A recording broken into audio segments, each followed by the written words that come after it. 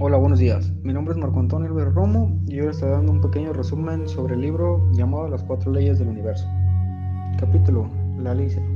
En el primer capítulo trata sobre la Ley Cero y en este se desarrolla el concepto de temperatura. Asimismo, la Ley Cero no fue tan relevante puesto que se creía que era una ley irrelevante, pero a principios del siglo XX se le reconoció por ser esencial para la estructura de la termodinámica, con un nombre y un número. Por otro lado, es necesario decir que mientras para nosotros el universo es todo, para un termodinámico no es más que un vaso de agua. En el libro se plantea un ejemplo de un sistema cerrado de émbolos que cuenta con A, B y C, que está en un equilibrio mecánico, que es el nombre técnico que recibe la condición asociada a la igualdad de presión. Pero si pudieran en contacto, pueden experimentar algún tipo de cambio físico. Con esto se podría decir que su presión podrá cambiar o se podrá observar un cambio de calor, transmitiendo de un sistema a otro. Y se llega a la conclusión que si A se encuentra en equilibrio con B y B se encuentra en equilibrio térmico con C, entonces C está en equilibrio térmico con A. La ley cero implica que existe una propiedad que nos permite, si dos sistemas están en equilibrio térmico independientemente de su composición y su tamaño, llamamos temperatura a esta propiedad universal. Igual habla sobre el físico Anders Celsius, que contribuyó a una escala en el que el agua se congelaba a 0 grados y hervía a 100 grados, y sobre el físico Daniel Fahrenheit. Fue el primero que utilizó mercurio para un termómetro. Definió los 0 grados como la temperatura más baja que pudo alcanzar con una mezcla de sal, hielo y agua, y para los 100 grados escogió su temperatura corporal, un patrón fácil de transportar pero no muy fiable.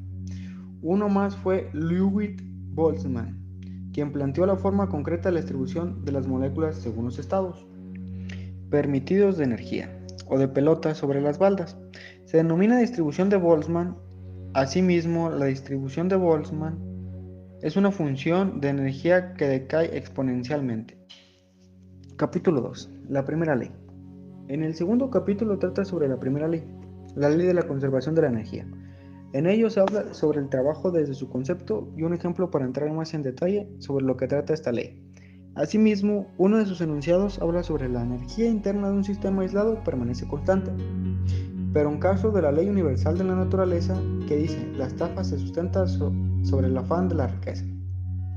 Otro término que se da a conocer es el calor, y habla que en termodinámica el calor no es un ente, mucho menos una forma de energía, sino que el calor es un modo de transferencia de energía, más no una forma de energía, ni un fluido de algún tipo, nada de eso, sino que el calor es una transferencia de energía en virtud de diferentes temperaturas.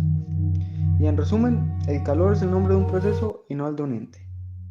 Cabe aclarar que se plantea otro verbo del uso cotidiano, de decir calentar, por circunloquios, tal que sería conseguir una diferencia de temperaturas que tal que la energía fluye en dirección deseada a través de una pared diatérmica.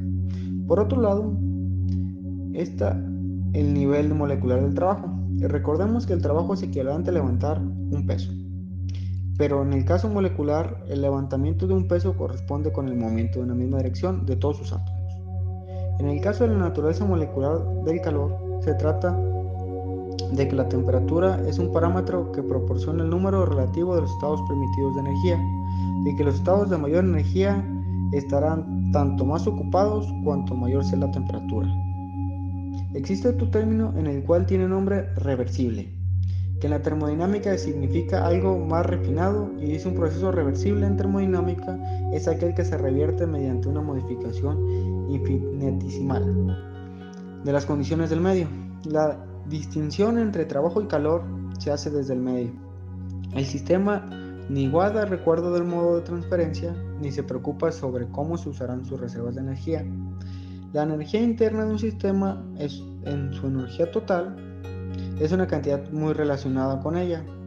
La entalpía, el nombre proviene de las palabras griegas calor dentro, y aunque ya se dijo que el calor no existe en tal sentido, es un proceso, no una cosa, para los prudentes el nombre está bien elegido, y la relación formal con la entalpía, H, y la energía interna que se expresa fácilmente mediante H es igual a U más P por V.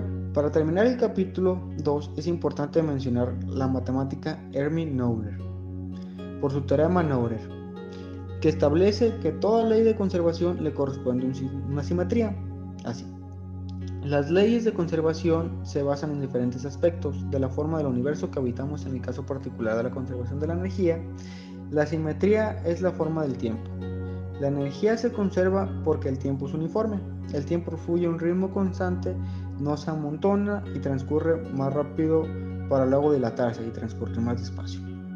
Capítulo 3. La segunda ley. En el tercer capítulo trata sobre la segunda ley, dando inicio al aumento de la entropía. En los siglos XIX, Sandy Carnot, pese al poder de Inglaterra en su creciente economía, Carnot buscó apoyar al poder económico y militar de Francia. Para ello trabajó en un análisis sobre el rendimiento de una máquina de vapor. Para ello, mediante la elección de sustancias de trabajo diferentes, siendo así tal el aire. En vez de vapor, o esforzarse a trabajar con presiones extremadamente peligrosas. Siendo entonces que Carnot, con un modelo incorrecto, lograba que el rendimiento de una máquina de vapor ideal no dependiera de la sustancia de trabajo, tan solo dependiera de las temperaturas a las que el calor se sometiera dentro de la fuente del calor y se deseche en el suministro frío. Entonces, el rendimiento de una máquina de vapor en general se define como el cociente entre el trabajo que produce y el calor que absorbe. El segundo gigante fue Rudolf Clausius, quien reflexionó sobre un proceso más simple, el flujo de calor entre cuerpos a diferentes temperaturas. Dicho esto, identificó el fenómeno cotidiano de la energía, que fluye espontáneamente en forma de calor desde un cuerpo a temperatura alta, hasta otra temperatura más baja. Clausius se dio cuenta además de que el proceso inverso, la transferencia de calor, depende de un sistema frío a uno más caliente. Esto es, desde un sistema a baja temperatura hasta otro a temperatura más alta. No es espontáneo y asimismo identificó una asimetría de la naturaleza. La energía tiende a migrar en forma de calor de los cuerpos calientes a los fríos, pero la migración contraria no es espontánea. Para entender esto, y citando a Clausius, el calor no se transfiere desde un cuerpo a una temperatura baja hasta uno de la temperatura alta, a menos de que este proceso vaya acompañado de un cambio que ocurra en algún otro sitio. En el cuarto capítulo habla sobre la energía libre con enfoque a la espinal del trabajo, comenzando con el hecho de que la tendencia natural se ha de disminuir no es más que una consecuencia de su definición, ya que la energía de Helmholtz es una versión encubierta de la entropía total del universo. En cambio, del sentido entre entropía total de hacia arriba y energía de Helmholtz hacia abajo, es un mero reflejo de la manera de la que se define. El físico y fisiólogo Hermann von Helmholtz, responsable de la formulación de la ley de la conservación de la energía, hace responsable de una variación de temperatura constante de la energía de Helmholtz. Proviene de sus variaciones en U y en S. Para entender que la energía de Helmholtz, de manera más exacta, se plantea el significado de las variaciones de su valor. Suponiendo que en un sistema tiene lugar un proceso dado que provoca una variación de energía interna y correspondiente a la disminución de una entropía, de manera que delta S es negativa. Por lo tanto, la definición de energía de Helmholtz también permite llegar a esta conclusión, ya que cuando delta S es negativa, es lo mismo que T delta S. Es una cantidad positiva que se suma a delta U en lugar de restarse, de manera que T delta A es mayor que delta U. Alguien importante para la termodinámica química fue Joshua Willard Gibbs, quien gracias a los procesos tienen lugar a presión y temperatura constantes. Así que, para decir si son espontáneos y capaces de producir trabajo de no expansión, se tiene que considerar la energía de Gibbs, puesto que los químicos y los biólogos utilizan el término energía libre, casi siempre para referirse a una energía de Gibbs. Capítulo 5. La tercera ley. Para el quinto y último capítulo se habla sobre la tercera ley, con la imposibilidad de alcanzar el cero, como lo antes visto sobre la temperatura, la energía y la entropía. Se da inicio ya que esencialmente toda termodinámica puede expresarse en términos de estas tres cantidades, aunque esta ley no es similar a las demás, ya que no conduce a la introducción de una nueva función termodinámica, pero logra hacer su implicación Esto es necesario realizar una cantidad de trabajo cada vez mayor y en el último extremo infinita, para ser capaz de extraer energía en forma de calor del cuerpo cuando su temperatura se aproxima al cero absoluto. La tercera ley tiene también algunas implicaciones molestas, sobre todo para quienes buscan alcanzar temperaturas muy bajas. Además, no introduce una nueva función termodinámica y por ello no es una ley del mismo tipo de las tres. Simplemente implica que la entropía puede expresarse mediante una escala absoluta. Hasta se podría decir que esta ley es irrelevante para el mundo cotidiano, a diferencia de las otras tres leyes que gobiernan nuestra vida diaria.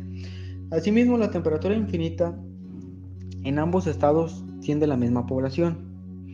Podría decirse que si un sistema posee muchos estados de energía, cuando la temperatura es infinita, todos los estados están igualmente poblados.